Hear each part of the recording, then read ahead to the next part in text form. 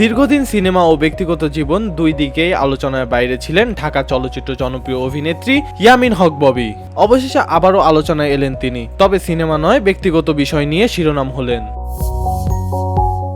সম্প্রতিতে ফাঁস হয়েছে ববির সঙ্গে এক চলচ্চিত্রের প্রযোজকের কথোপকথন অডিও। এতে শোনা যায় ববি ও প্রযোজক মির্জা আবুল বাশারের মধ্যে ঘনিষ্ঠ সম্পর্ক, ইঙ্গিতপূর্ণ আলাপচারিতা। কথোপকথনে প্রেমের টানাপড়েনে ও মান অভিনয় স্পষ্ট। এর আগে পরিচালক সাকিব সনেটের সঙ্গে ববির সম্পর্ক ভাঙার গুঞ্জন ছড়িয়েছিল। নতুন করে বাশারের সঙ্গে কথোপকথন ফাঁস হওয়ায় তা নিয়ে নতুন আলোচনা শুরু হয়েছে। অডিওতে ববিকে একাধিক বলতে শোনা যায় যে তিনি বাশারকে মন থেকে ভালোবাসেন, তবে একই সঙ্গে অভিযোগ আনেন সম্পর্কে কিছু বিষয়ে তিনি হতাশ।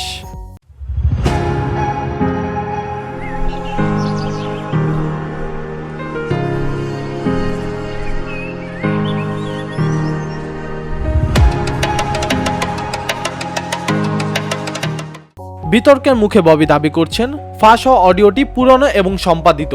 তার ভাষায় এইসব কথাবার্তা 2-3 বছর আগের। বিভিন্ন সময়ে কথা জোড়াতালি দিয়ে বানানো হয়েছে।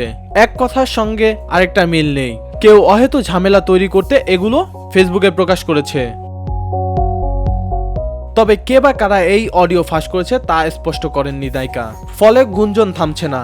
এই অহেতু ঝামেলার পিছনে কি প্রাক্তন প্রেমিকা সাকিব সনেটের হাত আছে? VOD Bangla news desk.